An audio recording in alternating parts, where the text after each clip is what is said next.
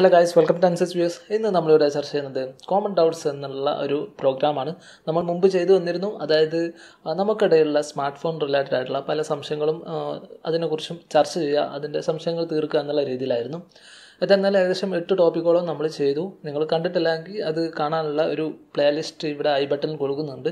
നിങ്ങൾ അതിൽ പോയിട്ട് ആ വീഡിയോസ് എല്ലാം കാണാൻ പറ്റുന്നതാണ്. അതെന്നാലും നമ്മൾ ഇന്ന് ഇവിടെ ഇതിൻ്റെ 9ാമത്തെ എപ്പിസോഡിലാണ് എത്തിയിരിക്കുന്നത്. ഇന്ന് നമ്മൾ ചർച്ച ചെയ്യുന്നത് IP റേറ്റിംഗ് എന്നത് എന്താണ് അതുകൊണ്ട് ഉദ്ദേശിക്കുന്നത്, അതിൻ്റെ ആ ഒരു കോഡിംഗ് ഒക്കെ എങ്ങനെയാണ് വരുന്നത്, ഇതെന്താ സംഭവം എന്നുള്ള രീതിയിൽ അത് വിശദീകരിക്കുക എന്നാണ്. ഓക്കെ, അപ്പോൾ കൂടുതലൊന്നും പറയുന്നില്ല, നമുക്ക് നേരെ വീഡിയോയിലേക്ക് കിടക്കാം.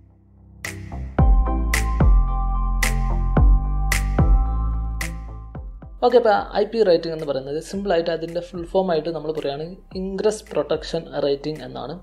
ഈ IP റേറ്റിംഗ് എന്ന് പറയുന്നത് ഒരു ഇൻ്റർനാഷണൽ സ്റ്റാൻഡേർഡാണ്.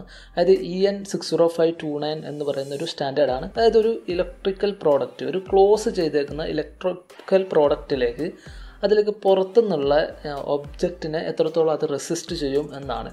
അതായത് മെയിനായിട്ട് ഇവിടെ പറയുന്നത് സോളിഡ് ആയിട്ടുള്ള, അതേപോലെ തന്നെ ലിക്വിഡ് ആയിട്ടുള്ള ദ്രാവക രൂപത്തിലുള്ള വസ്തുക്കളൊക്കെ എത്രത്തോളം അതിനൊക്കെ പ്രൊട്ടക്റ്റ് ചെയ്യാൻ പറ്റും എന്നുള്ളത് ഓരോ ഡിവൈസിനെയും ക്ലാസിഫൈ ചെയ്ത് വെക്കാനുള്ള ഒരു സ്റ്റാൻഡേർഡാണ് ഈ IP റേറ്റിംഗ് എന്ന് പറയുന്നത്. ഓക്കെ, അപ്പോൾ ഈ IP റേറ്റിംഗ് നമ്പർ നമ്മൾ നോക്കിയാൽ നമുക്ക് മനസ്സിലാക്കാൻ സാധിക്കും. IP 68, 67 ഇങ്ങനെ ഒരു 2 നമ്പർ ആയിരിക്കും ഉണ്ടാവുക, അല്ലെങ്കിൽ IP X4, IP 53 ഇങ്ങനെ ആയിരിക്കും. ഇതിൽ IP സൂചിപ്പിക്കുന്നത് ഇൻഗ്രസ് പ്രൊട്ടക്ഷൻ, അതിനാണ് സൂചിപ്പിക്കുന്നത്.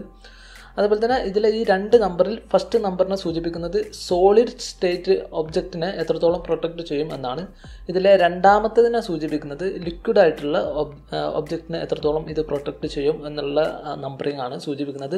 അപ്പോൾ ഇതിലെ 1ാമത്തെ നമ്പറിങ്ങിനെ കുറിച്ച് പറയുമ്പോൾ, അതായത് സോളിഡ് ലെവലിലുള്ള പ്രൊട്ടക്ഷൻ നമ്പറിനെ സൂചിപ്പിക്കുമ്പോൾ ഇതിൻ്റെ ലെവല് 1 മുതൽ 6 വരെ ഉണ്ട്.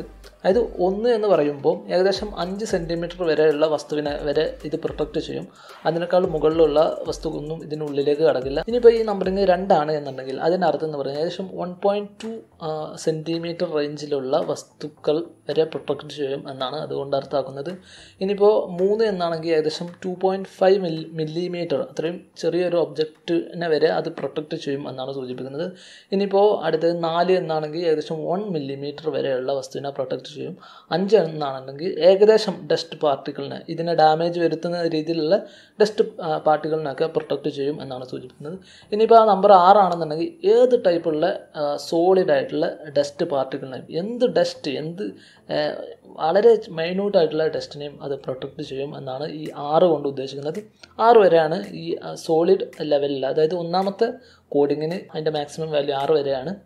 ഓക്കെ, ഇനി 2ാമത്തെ നമ്പർ, അതായത് ലിക്വിഡ് പ്രൊട്ടക്ഷൻ എത്രത്തോളം ഉണ്ട് സൂചിപ്പിക്കുന്ന നമ്പറിന് ഏകദേശം 1 മുതൽ 8 വരെയാണ് ഇതിന് കൊടുക്കുന്നത്. അപ്പോൾ ഇതിലെ 1നെ സൂചിപ്പിക്കുന്നത് എന്ന് പറഞ്ഞാൽ കണ്ടൻസേഷൻ പ്രൊട്ടക്റ്റ് ചെയ്യും എന്നാണ്. അതായത് ഓരോ ഒബ്ജക്റ്റിനുള്ളിലേക്ക് ഇപ്പോൾ വാട്ടർ വേപ്പർ മുഖേന അല്ലെങ്കിൽ നീരാവി മുഖേനയൊക്കെ ഉള്ളിലേക്ക് വെള്ളം കിടക്കുന്ന ആ ഒരു രീതി ഉണ്ടല്ലോ, അങ്ങനെ ഉള്ളതിനെ പ്രൊട്ടക്റ്റ് ചെയ്യും എന്നാണ് സൂചിപ്പിക്കുന്നത്.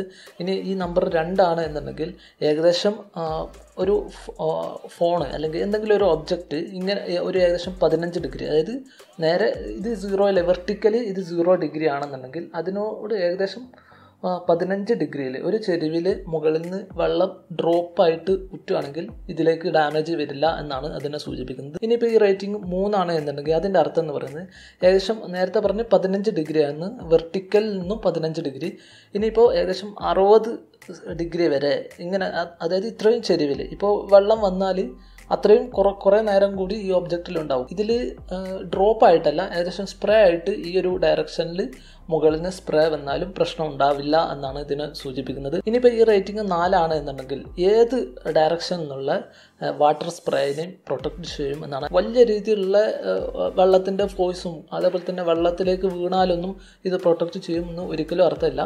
സ്പ്രേ രൂപത്തിൽ ഏത് ഡയറക്ഷനിൽ വന്നാലും പ്രൊട്ടക്റ്റ് ചെയ്യും എന്നാണ് സൂചിപ്പിക്കുന്നത്. ഇനിയിപ്പോൾ ഈ നമ്പർ 5 ആണ് എന്നുണ്ടെങ്കിൽ അതിനർത്ഥം എന്ന് പറയുന്നത് അത്യാവശ്യം ചെറിയ രൂപത്തിലുള്ള പ്രഷർ വാട്ടറിംഗ് ഒക്കെ ഇത് ഏത് ഡയറക്ഷനിലും പ്രൊട്ടക്റ്റ് ചെയ്യും എന്നാണ് അതുകൊണ്ട് അർത്ഥമാക്കുന്നത്. പറയുന്നത്. ഇനിയിപ്പോൾ ഈ നമ്പർ 6 ആണെന്നുണ്ടെങ്കിൽ വളരെ നല്ല രീതിയിലുള്ള പ്രഷറായിട്ടുള്ള വെള്ളം ഇതിലേക്ക് അടിച്ചാലും ഏത് ഡയറക്ഷനിൽ അടിച്ചാലും പ്രശ്നം ഉണ്ടാവില്ല. ഇനിയിപ്പോൾ ഈ നമ്പർ 7 ആണെന്നുണ്ടെങ്കിൽ അതിനർത്ഥം എന്ന് പറയുന്നത് ഏകദേശം വെള്ളത്തിൽ വീണതിന് ശേഷം ഒരു ടെമ്പററി ആയിട്ട് വെള്ളത്തിൽ നിൽക്കുന്ന രീതിയിൽ പ്രൊട്ടക്റ്റ് ചെയ്യും എന്നാണ്.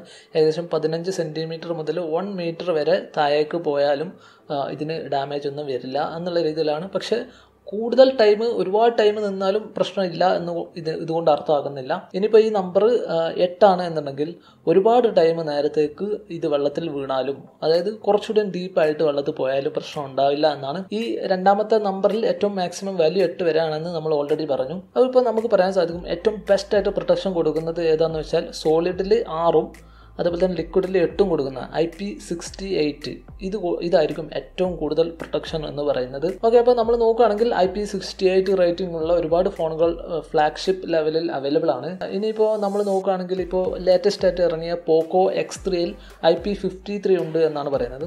IP53 എന്ന് പറയുമ്പോൾ IP5നെ കൊണ്ട് ഉദ്ദേശിക്കുന്നത് ഡസ്റ്റിനെ പ്രൊട്ടക്റ്റ് ചെയ്യും എന്നാണ്.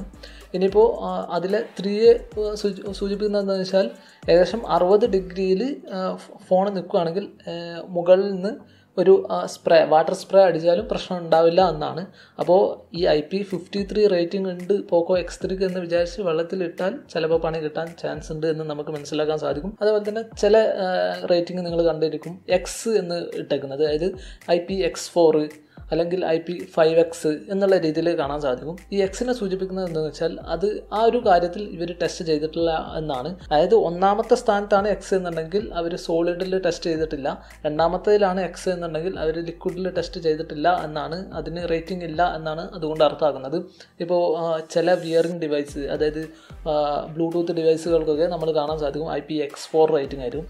അതിൽ സോളിഡിൽ പ്രൊട്ടക്ഷൻ ഒന്നും അവർ ചെക്ക് ചെയ്തിട്ടില്ല, പക്ഷേ 4 റേറ്റിംഗ് വെള്ളത്തിനെ ചെറുതായിട്ട് പ്രൊട്ടക്റ്റ് ചെയ്യും എന്നാണ്. അതായത് വിയർപ്പിനൊക്കെ പ്രൊട്ടക്റ്റ് ചെയ്യുന്ന രീതിയിലായിരിക്കും അങ്ങനത്തെ ഹെഡ്സെറ്റ് അല്ലെങ്കിൽ ബ്ലൂടൂത്ത് ഹെഡ്സെറ്റ് വരാറുള്ളത്. ഇനിയിപ്പോൾ പലർക്കും ഉള്ള ഡൗട്ടാണ് ഈ IP റേറ്റിംഗ് കൊടുക്കുന്നത് ആരാണ്, ഈ ഓരോ ഡിവൈസിനും കൊടുക്കുന്നത് ഇതിന് സെപ്പറേറ്റ് അതോറിറ്റി ഉണ്ടോ, ഇത് ടെസ്റ്റ് ചെയ്യാൻ പ്രത്യേകിച്ച് തേർഡ് പാർട്ടി കമ്പനീസ് വല്ലതും ഉണ്ടോ?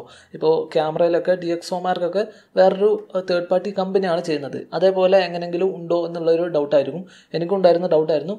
പക്ഷേ MKBHD നമുക്കറിയാം വേൾഡിലെ ഏറ്റവും നമ്പർ 1 ആയിട്ട് ടെക് വീഡിയോസ് ചെയ്യുന്ന യൂട്യൂബ് ചാനലാണ്.